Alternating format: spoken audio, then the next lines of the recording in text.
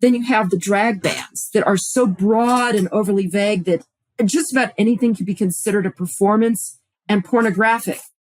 If literally a family sing along as I drive through Texas, right, in the car, well, technically, if I'm singing and two of my kids are singing with me, I just committed a felony, right?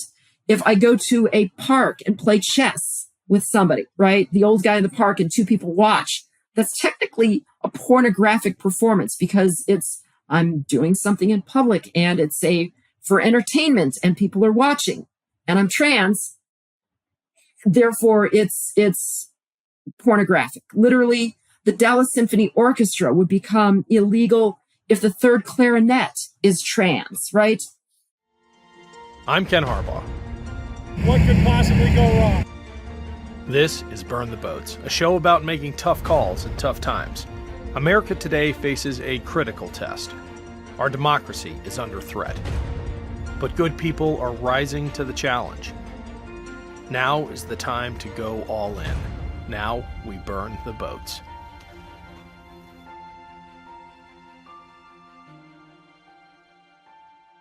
My guest today is Brynn Tannehill, a fellow former Navy pilot and the author of American Fascism: How the GOP is Subverting Democracy. She is also a security analyst and blogger whose work has appeared in The Atlantic, Salon.com, The New Republic, and elsewhere. Brynn, welcome to Burn the Boats. Thank you very much for having me on. Appreciate it, Ken. Your recent article in The New Republic discussed what the world might look like should Trump return to the White House. And you go over some of the worst case scenarios, which might include us cutting off all aid to Ukraine, withdrawing from NATO. I'm wondering how realistic you think that is, because you and I both served at a time when there was a clear bipartisan consensus that NATO was good and we needed to hold the line against Russia. And the institutionalists in the Republican Party, the Mitch McConnells, Kevin McCarthy's, Lindsey Graham, they still claim to believe that, but the rank and file appears to have shifted dramatically. And I'm just wondering, if Trump wins, do you think the establishment Republicans will be able to rein in his most dangerous impulses when it comes to national security? And the answer is, I don't know, because from what I'm hearing is Trump's biggest takeaway from his first term was that you need to put people in place who are going to back you to the hilt and will not say no. He disliked his military cadre, particularly Kelly and Mattis, because they kept telling him no when he threw out crazy ideas and proposed things were awful. Even Mark Esper, right, his last SecDef, voted against him, right? He admitted later that Mark Esper voted for Joe Biden because he was so terrified by what Trump was proposing. And Trump's lesson is I need better sycophants. And people forget that every officer commissioned into the U.S. military serves at the pleasure of the president. The president can say, all of you generals that I don't trust, gone. We are removing all the flag officers and we're putting in flag officers in place who will do what they're told or who are completely on board with my agenda. And essentially, I think that there's a high probability that Trump will be able to, he's definitely going to try it. I like 99% sure he's going to try and pull out of NATO, that he's going to try and end support for Ukraine. Whether or not the Republican institutionalists are able to stand up to him and his voters and the base is a really kind of an open question. But I would note that most of the rank and file Republicans eventually rolled over and basically went along with whatever he wanted. That the never Trump contingent of the Republican Party melted quickly. And the last really effective institutionalist Republican who was willing to oppose Trump died when John McCain passed away. There's this weird bifurcation in the Republican Party when it comes to the sympathy for Putin and the suspicion of Zelensky Trump and his acolytes, of course, have this affinity for authoritarianism. But you write a lot about the evangelical church, and I've seen this strain within evangelicalism and the idea that Putin is somehow a defender of Christian values. How do those two ideas interplay? The love for authoritarianism at the top of the Republican Party and this weird idea that Putin is somehow a sword bearer for Christianity. So this is actually a two-part answer, and you just didn't know it, right? So let's go back, and I wrote about this in American Fascism a little bit. Some of it got cut because I didn't know quite where to go with it. So there was actually a cut chapter on this topic. And going back to the early 90s, American evangelical churches and churches that wanted to aggressively spread Christianity, including the Mormon church, which I was ex-Mormon, planned on, trying to look, Russia's opened up and now we can spread the good word, right? Somebody has reminded me that a church full of teetotalers probably was never going to get much of a toehold in Russia. And they were right. I think that was pure fantasy on their part. Was that Greg O'Lear? Did he make that point It could very well have been, but somebody put it, I was like, yeah, that probably wasn't the best planning. Like, oh, key detail, right? What is it? Thomas Huxley once wrote, the great tragedy in science and a beautiful hypothesis ruined by an ugly fact. Right. So going back into 1997, the Mormon Church, the Catholic Church, the evangelical churches formed the World Congress of Families, and they brought in the Russian Orthodox Church to act as kind of a national or a world conference to bring conservative Christian religions together to kind of plan their overarching goals and to work together as kind of a UN for conservative Christian denominations, right? And that's how they've coordinated for the past 25 years is through the WCF. And it's notable that even after the invasion of Ukraine in 2014 and the export controls and the WCF continued to hold and host Russian entities, and they held one of their conferences in Moscow in 2015, right? So you've got that. And you also saw in the early 2000s a lot of American evangelicals and tradcaths like Paul Weyrich looking at Russia and going, wow. What's a tradcat? I know what it is. I married a Catholic, but what's a tradcat? A traditional Catholic, basically Catholics who are very, very conservatives, those who really, never got over Vatican II. So you had this American evangelical of, look at what Putin's doing. At the same time, in the late 90s, Alexander Dugin, Russian ultranationalist, who, has some influence over Putin, though I think it's probably been overstated in the West somewhat, developed his concept of how to reestablish the Ruski Mir, the Russian world, which was exporting Russian views of traditional Orthodox Christianity to frame themselves as the defender of the Christian faith against onrushing Islam. After no more 9/11s happened, that shifted. And towards the late 2000s, that took on the shape of being opposed to mostly gay people, right? Gay marriage and gay adoption. As framing the Russian world is opposing the gay incursion into Western life, and that Western nations are inherently corrupt and anti-Christian because they accept these deviant lifestyles.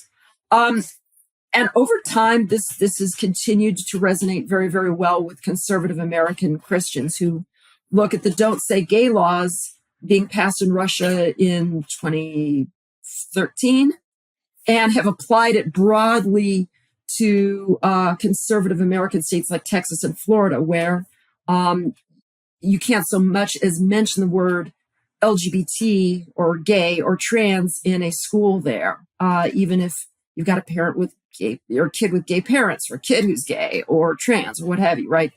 You can't have so much as a library book that even acknowledges the existence of LGBT people. So this is definitely something where Russia has deliberately framed itself as a defender of Christianity.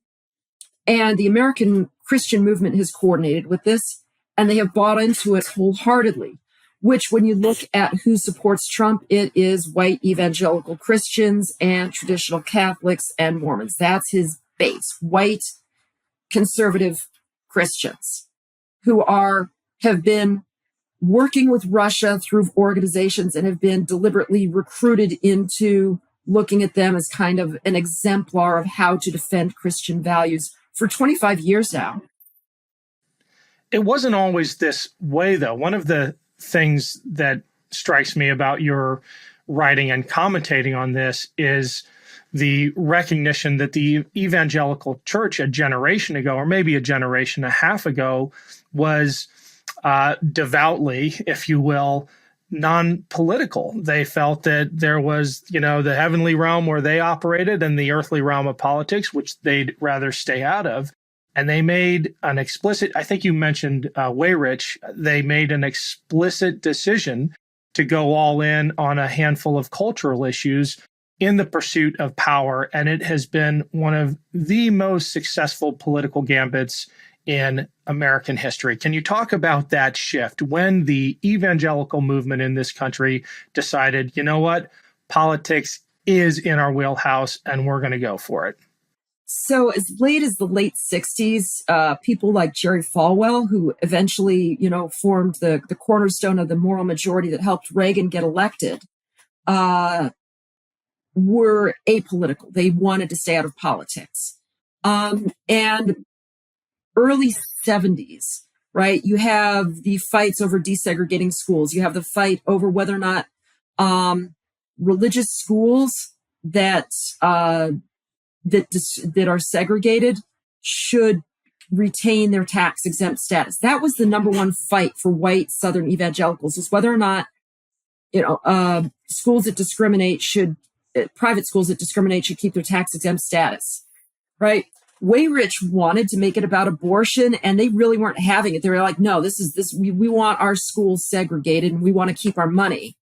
And Weyrich is like, okay, fine, we'll go with this for now. But eventually he did bring them around to making abortion the number one issue, right, for these churches. But initially it was support for segregation, right? Segregated colleges, segregated high schools that were religious in nature and run by white evangelical churches. And one of the things the book notes is that when Ronald Reagan was deliberately courting Falwell and the moral majority and others, and gave speeches to their organizations, abortion really wasn't really on the radar back in 1980. He was talking about how he would use his attorney general to defend schools' rights to discriminate and retain their tax exempt status. They ended up losing this at the Supreme Court, I think 8-1 or 9-0. But really, it wasn't until the mid to late 80s that it really shifted to being, okay, well, we've lost the fight for segregation. Now we're going to make it about abortion. And eventually they did win. And the white evangelicals who are primarily in the South, but have strong toeholds in places like Ohio, or strong presences in Ohio, eventually, did end up ending Roe. They have remained the most solid Republican voting bloc ever since. And in a bigger picture, it's part of the shift of the American South from being Democratic to being a Republican stronghold that started as far back as Strom Thurmond in 1948, running against Truman as part of the Dixiecrats. But really accelerated after Lyndon Johnson signed off on the Voting Rights Act and the Civil Rights Act. And Nixon Nixon's Southern strategy of we're going to try and recruit disaffected Southern whites through dog whistling racial issues and security and peace. And this recruitment of people like Falwell and the Moral Majority and other white Southern evangelical leaders was part of that deliberate shift. Keep in mind, too, that Weyrich founded the Heritage Foundation in 1972. So this was well coordinated. There was definitely a long-term plan in mind, and it's largely been successful. And that shift of evangelicals into the Republican camp has been almost total. We've spoken to pastors like Angela Danker and researchers like Kristen Dumais who say that co-option is pretty complete, but it is a movement really defined by grievance and an oppositional mindset. And there's this passage in particular from American Fascism that I want your reaction to. You wrote that the Christian right has made the Republican Party their home. They believe that electing Republicans is part of a religious holy war against the forces of darkness. Feminists, Black Lives Matter, immigrants, LGBTQ people, Planned Parenthood, cultural Marxists, etc. In order to achieve their goals, they have to vote Republican in large numbers. They would never support any sort of action that diminishes the value of their vote. They had made a host of things religious, from guns to the top marginal tax rate. They occupy the top tier of American social strata and will never endanger it. Evangelicals, at least as co-opted by the Republican Party, are really defined by what they're against. And that's true. This has turned into a party of just pure culture war. And that makes sense. I also write about, and I keep coming back to it, the concept of social dominance orientation, an intrinsic and maybe not even conscious belief that we are the right sort of people, that we have a right to be a God-given right to be the chosen people. We are the best kind of people. We are the real Americans because we are Christian, because we're not one of those Black people living in inner cities and doing Black people things, right? Even if they don't think that to themselves or think that consciously, it's there kind of in the background, right? And Trump appealed to it a lot through talking about American carnage and referring to inner cities and treating, Baltimore in particular with contempt because it is a city with a lot of people of color in a democratic state that was near Washington, D.C. And the social dominance orientation, when it is challenged, when they see LGBT people being treated as real Americans, as being treated as equal to everyone else, or Black people or feminists or what have you, but in particular lately LGBT people, it enrages them because they feel these people are wrong. We should not be treating these people as equal. There is something wrong with them. This country shouldn't be tolerating these people, and they're being treated equal to me, one of the good people. I'm one of the good ones. I worship God the right way. I've lived my life according to my particular values, and they don't. And they should be punished, not rewarded, not celebrated. And this is taking away from my rightful status as one of the good, real Americans, right? We are, conceptually, and I use the term fascism very deliberately because this is the same mindset that, and captured the supporters of the NSDAP and the Herrenvolk, leading up to 1933. It's very much the Herrenvolk concept, very much the Herrenvolk concept that they are the real Germans. They're the right kind of Germans, right? And you even had the rural-urban split, whereas, the NSDAP, aka the Nazis, had their strongholds in rural Germany, and so do the cultural populist conservatives who support the Republican Party today. It's essentially a piece of the same phenomena culturally and politically. That's an interesting comparison because I see many parallels, but I also see one striking difference, which is that in America today, the Republican Party is confronted with the reality of a demographic tidal wave that is going to overwhelm them unless they're able to rig the system so that votes are either undercounted or it's too hard to vote. Can you talk about how minoritarian rule is their game plan? Oh, absolutely. The term that's used by Levitsky and Way in a book called Competitive Authoritarianism, which is on the shelf behind me, is that this is competitive authoritarianism. The goal is to win an election and then rig the game such that the incumbent party can never really effectively lose again, that it's almost impossible.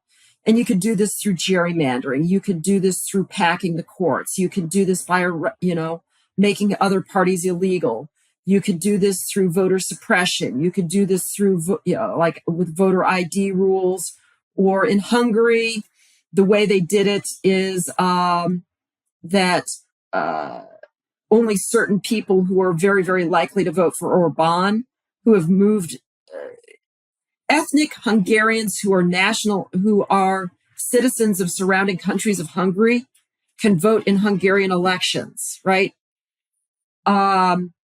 But students who are Hungarian and move out of the country or work out of the country because they're part of the European Union aren't allowed to vote because those are the people most likely to vote against Orban, right?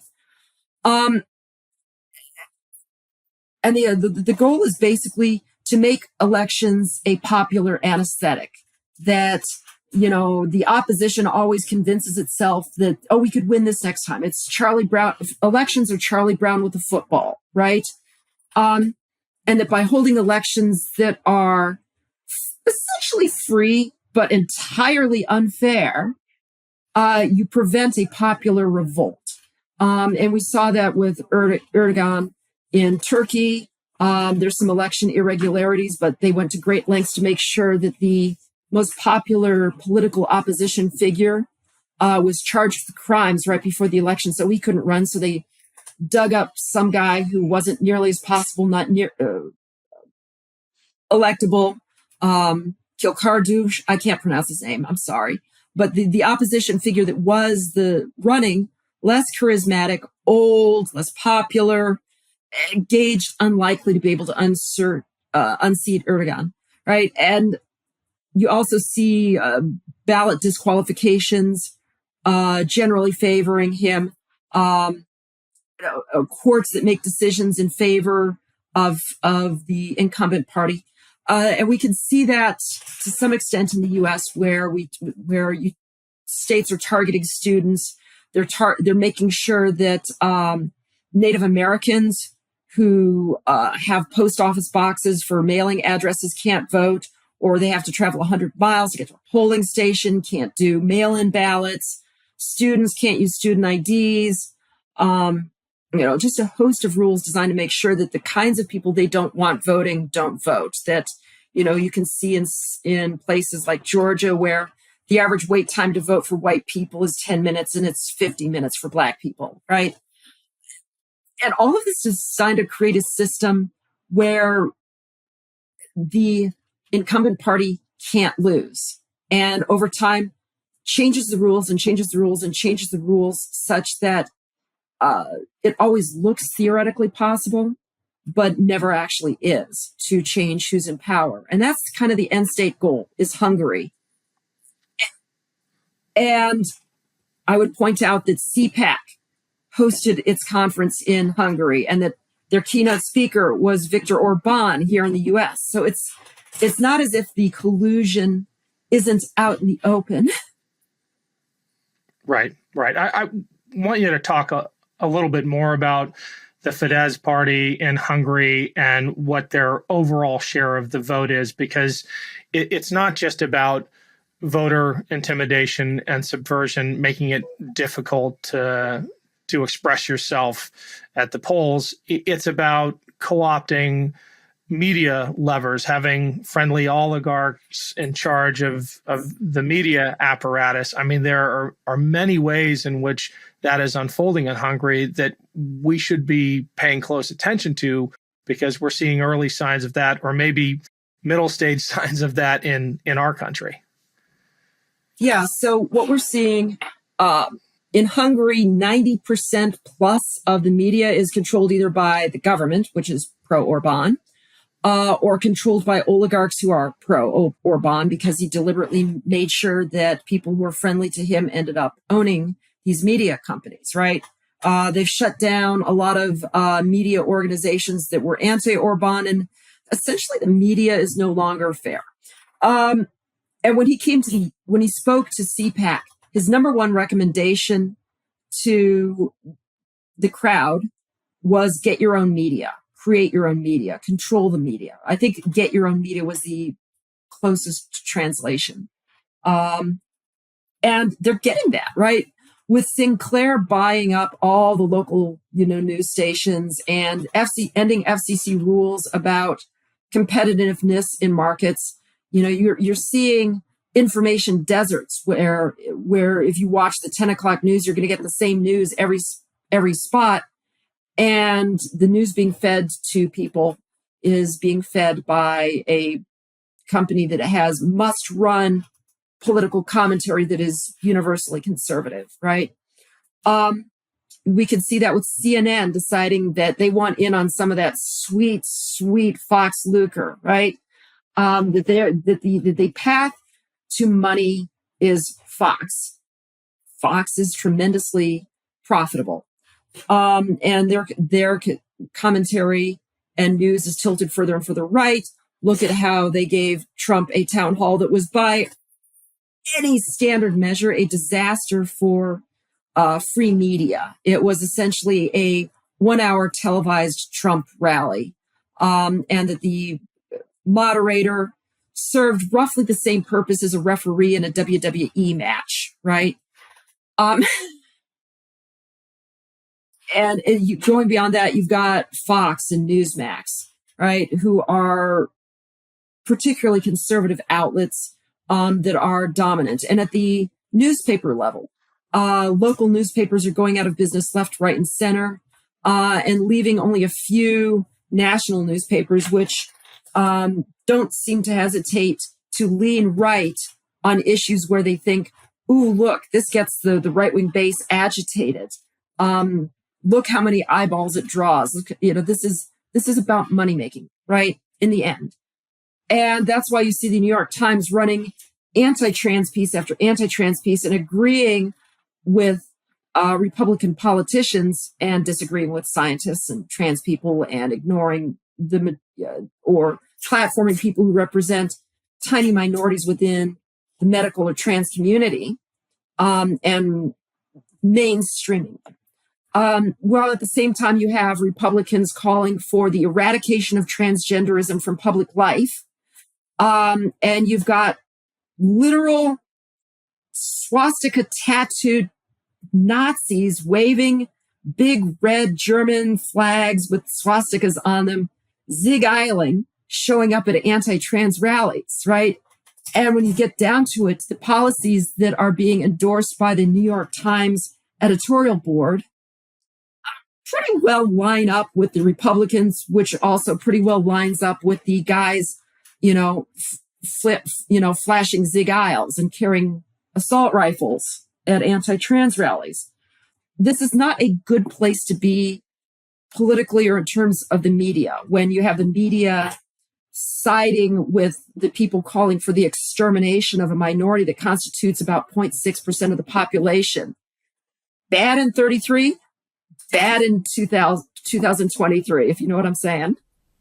Thanks for watching, everyone. We've got a quick message from our show sponsor.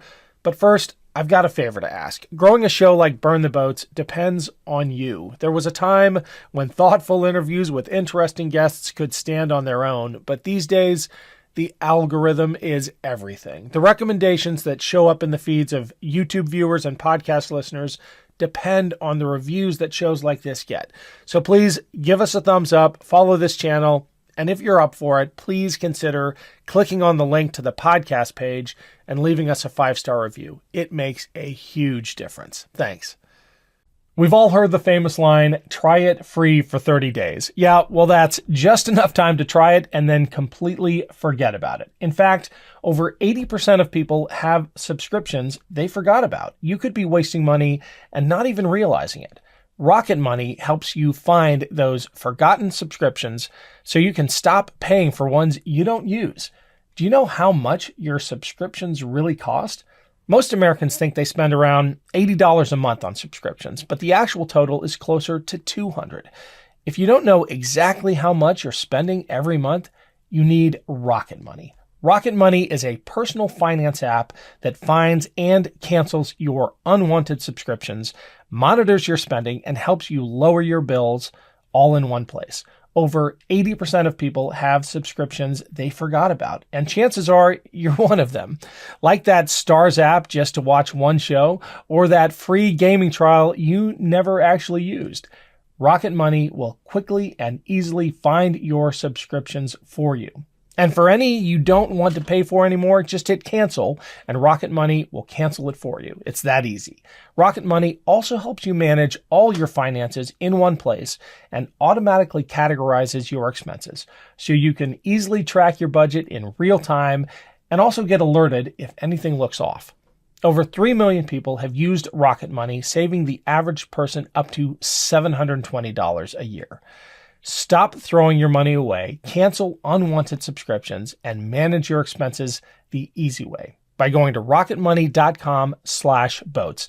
That's rocketmoney.com/boats. rocketmoney.com/boats.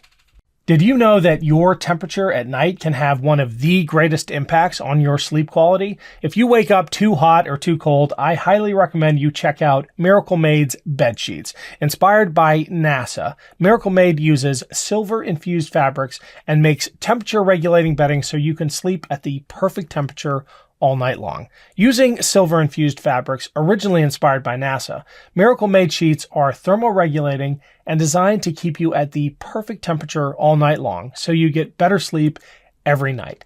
These sheets are infused with silver that prevents up to 99.7% of bacterial growth, leaving them cleaner and fresher 3 times longer than other sheets.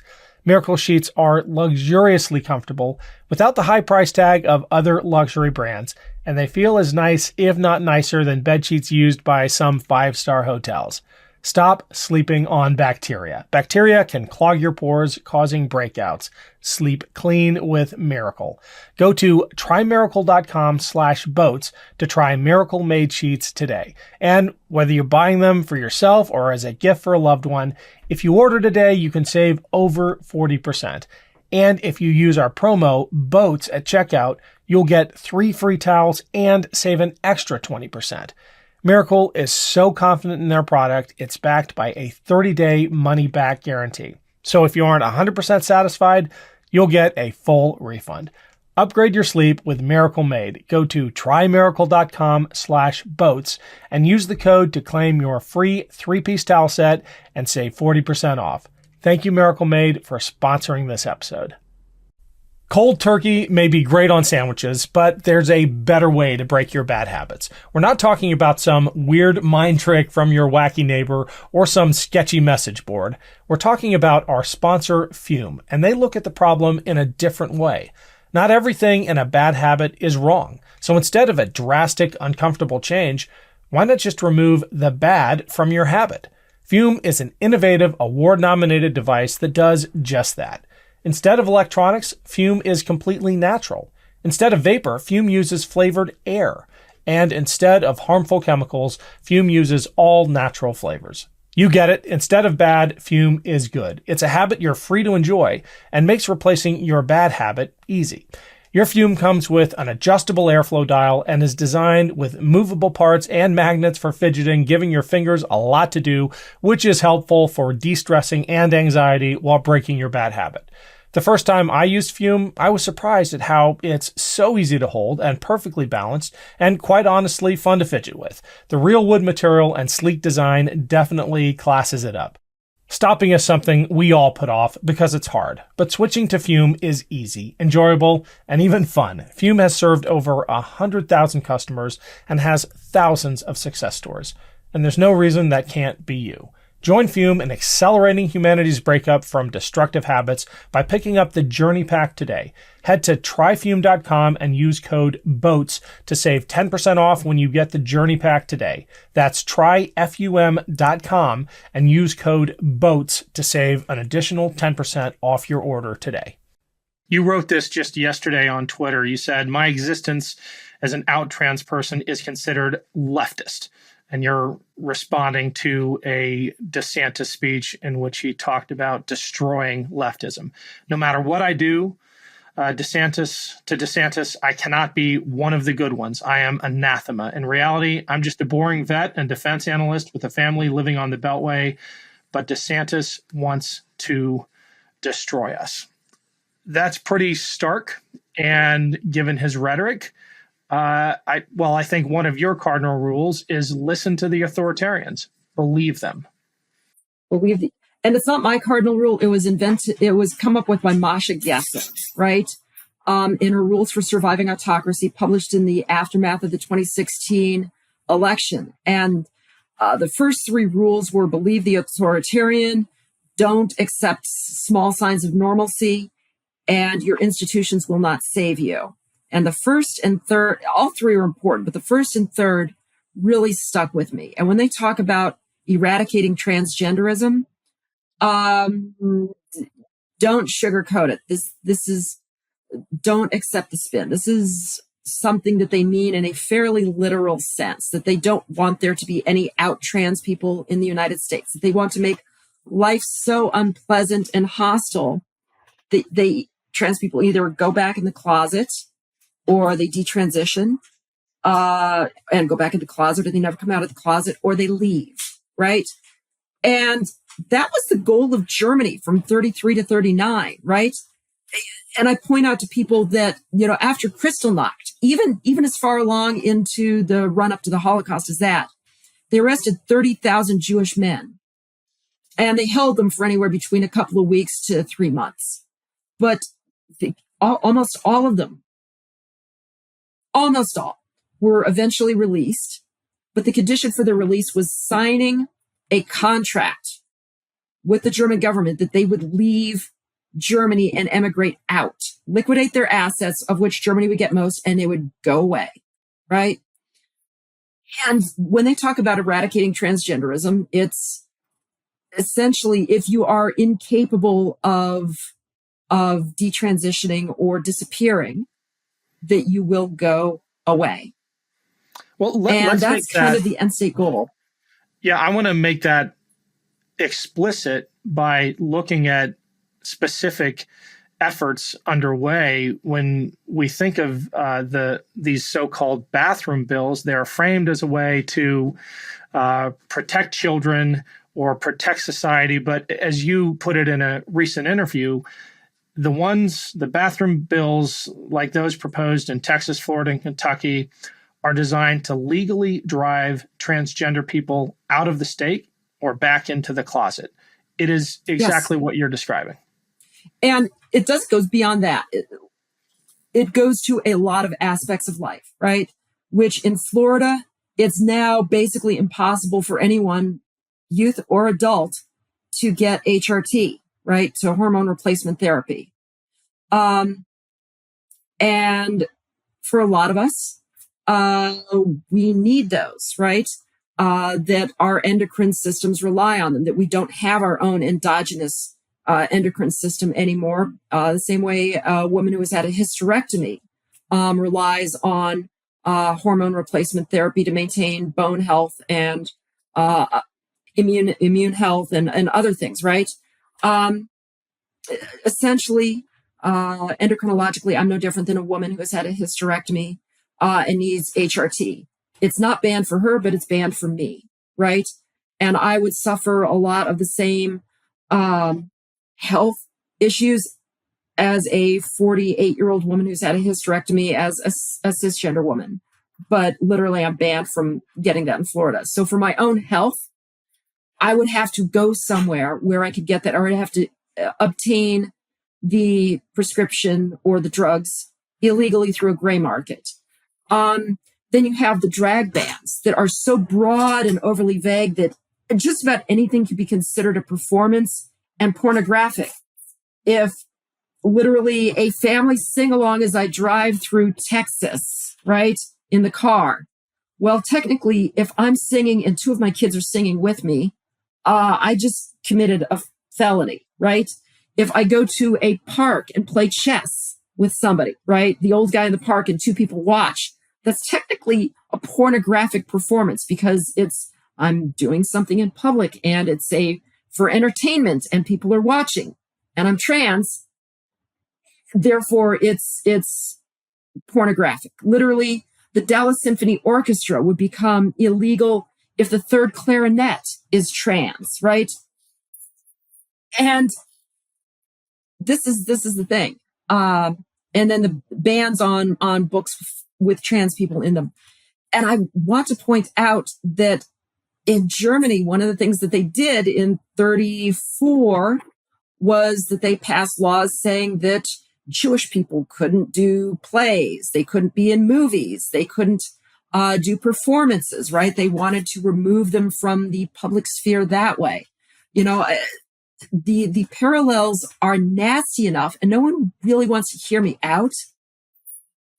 But we are in the early stages of something very, very dangerous, that if this continues along this trajectory, we end up at a place we swore we'd never be again. And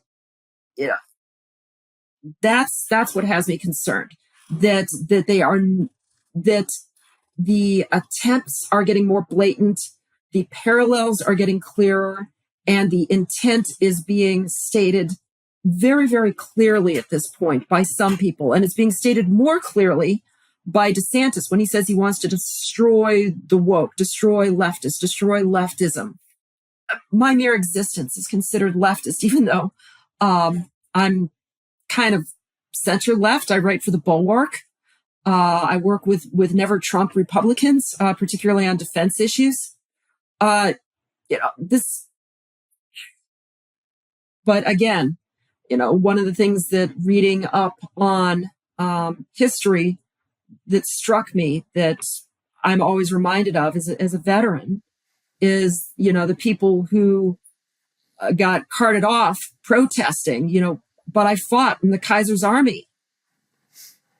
That's my experience too, is that, wow, you're a vet. Thank you for your service. Oh, I'm also LGBT. Yeah, get out. Yeah. Wow, that was a quick turnaround. One of the most sinister aspects of these attacks on traditional liberal values, meaning, love of freedom, the attacks on books that make some people feel uncomfortable, is the way citizens with an axe to grind have been deputized. You've literally placed bounties on the heads of women seeking healthcare in places like Texas, and so much of the assaults are coming from the grassroots now, and all it takes is an angry mom from, what's the group, Moms for Liberty or Moms for Liberty, to ban Amanda Gorman's poetry on an elementary school bookshelf, or a book that mentions a trans person. That to me, I don't know that anyone has written about just the democratization of persecution and how effectively that's being deployed in places like Florida.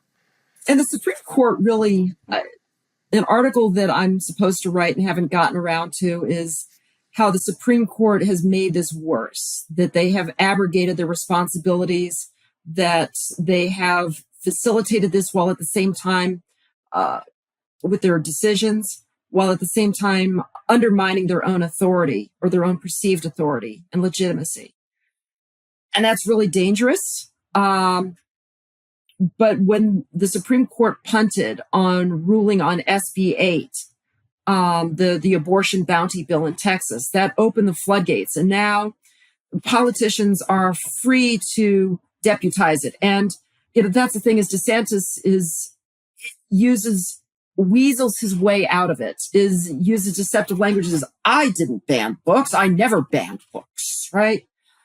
But, and takes this kind of, who are you going to believe, me or your lying eyes attitude towards anyone who accuses of that. Well, no, he passed laws that deputized anyone with, as you put it, an axe to grind and a religious belief that runs, or racial beliefs, to challenge the legitimacy of a book in a library, whether it's a third grade reader about Hank Aaron or Rosa Parks or Ruby Bridges or Amanda Gorman's poetry or Tango Makes Three or I Am Jazz.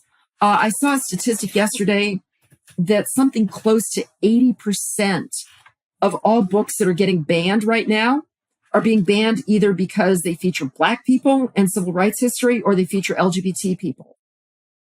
Right?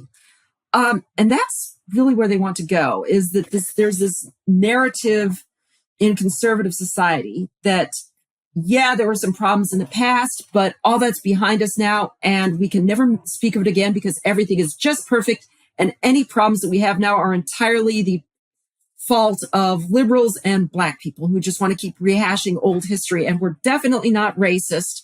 And we are definitely colorblind, and that things that happened in the past have absolutely no impact on what's happening now. There is no connection between slavery and Jim Crow and inequalities that we see today. None, zero. We passed the Civil Rights Act, passed the Voting Rights Act, and everything was perfect. Yeah. In the time we have left, I want to visit your first book, Everything You Ever Wanted to Know About Trans, but We're Afraid to Ask, because there are some myths in there that are just so so memorable. Let me go to 18 and then I'll work backwards. This one, do you know which one off the top of your head I'm talking about? No, it's fine if you but don't. I'm going to read it to you. This is a great one. Myth 18 in Everything You Ever Wanted to Know About Trans, but We're Afraid to Ask is, have you ever tried enjoying guy stuff? And your answer is, besides boxing, wrestling, judo, 4 years at a military academy, 10 years on active duty, 3 deployments to combat zones, getting a master's degree in applied mathematics, getting married, designing systems to train fighter pilots, playing fantasy basketball, and flying attack helicopters? No. I love your sense of humor in demolishing some of these myths. I don't know if there's a question there, but if you want to riff on it, go ahead. Well, they technically weren't attack helicopters. I never actually shot at anything. We could carry stuff. But, people on the left, when people, you warmongers, like, I was the worst warmonger ever because I never shot at anyone, but I saved a couple of people, fished them out of the water, did medevacs. So I had kind of a negative kill count. That's really, really not very good if your whole goal is to like rack up something. That book there's some things I would go back and revisit now. The book, was kind of a collection of essays on things that I wrote about between 2014-ish, 2013, and 2017.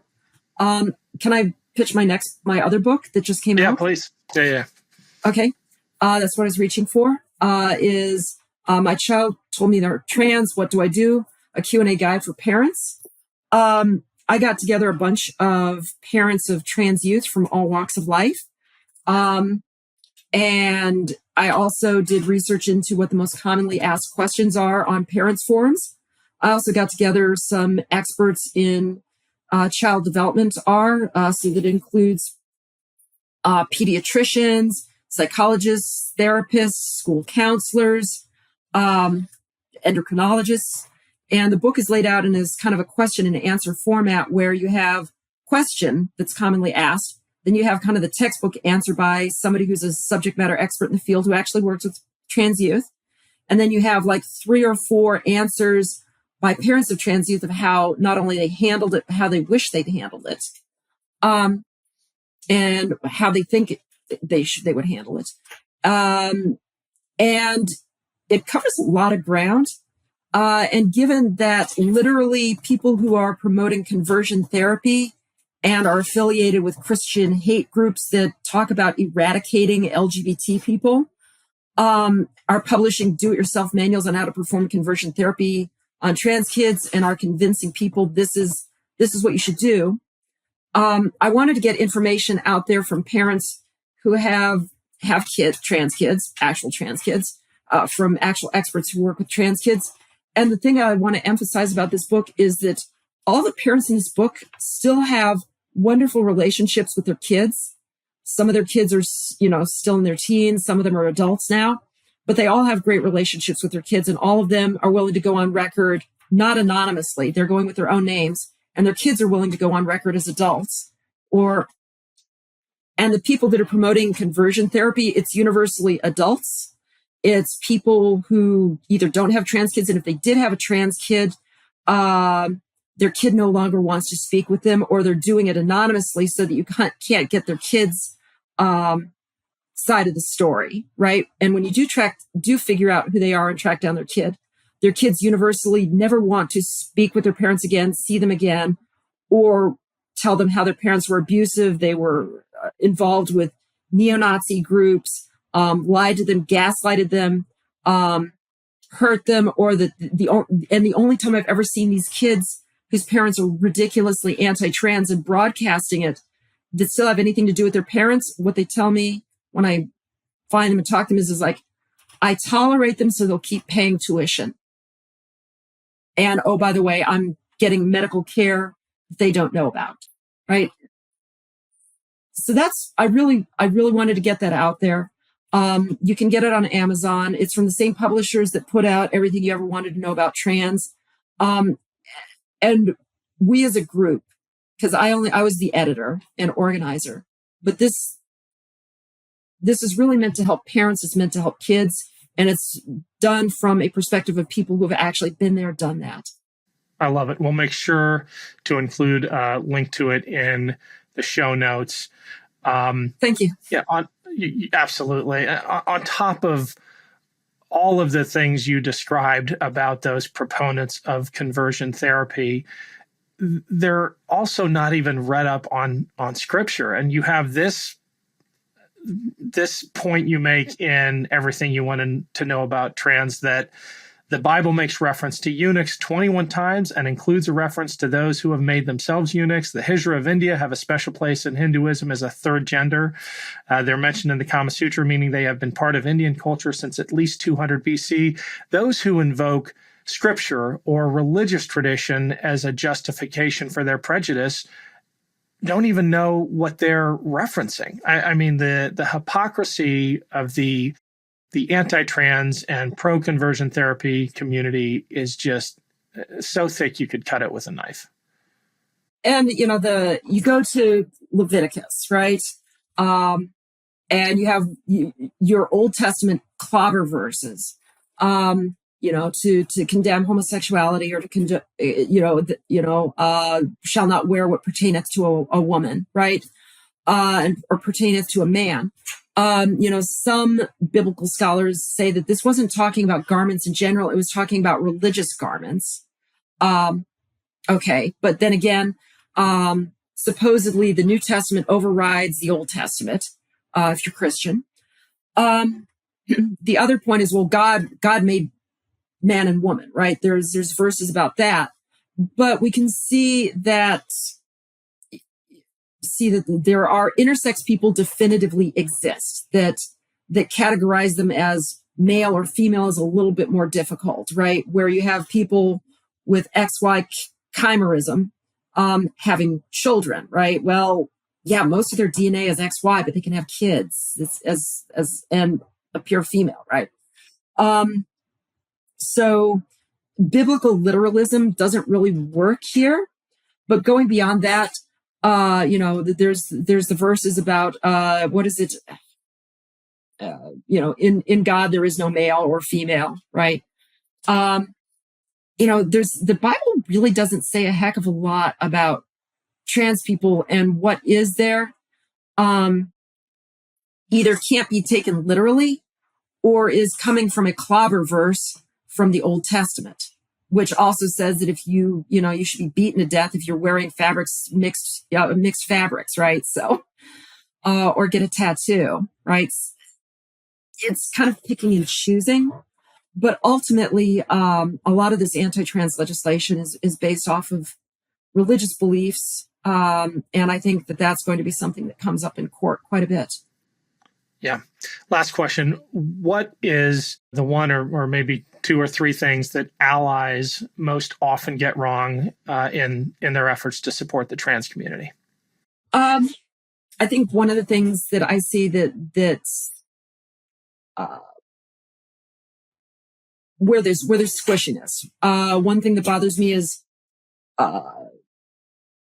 people who say they're allies and then they do something and a trans person gets mad at them, like, well, I will never support you again. I'm going, I'm voting Republican from now on. It's like, well, yeah, one trans person got mad at you for doing something, or you did something problematic, and instead of listening, you went to the other side. The other one is when it comes to healthcare for trans youth, saying, well, you can wait till you're 18. You should probably listen to the people who actually understand the literature and understand that trans people, the detransition and regret is extremely rare, that making people wait till they're 18 and go through the wrong puberty has lifelong effects that result to poorer mental health outcomes, right? And we have multiple studies showing this. We have multiple studies now that are longitudinal showing that youth who are supported have mental health outcomes that are way better than the rest of the trans community, and that are statistically the same, right? There's no statistical difference in mental health outcomes between supported trans youth and the general population in some of these studies that have been receiving medical care. And that applying these blanket bans harms way, way, way more people than it helps, and results in lifelong harm. And that giving credence to both sides and giving equal weight to both sides ignores the fact that one side wants to see trans people eradicated and relies on fake medical organizations with religious zealots who are also against gay marriage and gay adoption and want to make homosexuality illegal again. And you have trans people who just want to lead their lives and get the medical care that's going to lead to the best mental health outcomes for them. Well, Brynn, thank you. I agree. We're not both siding this one for sure. Oh, and also the hypocrisy of the party of small government and, prohibiting government interference in families, dictating how medical care is going to be provided to your family member. That's just insane and the height of hypocrisy. Brynn, it's been great having you on. Thank you so much for joining us. Thanks, Ken. I really appreciate it.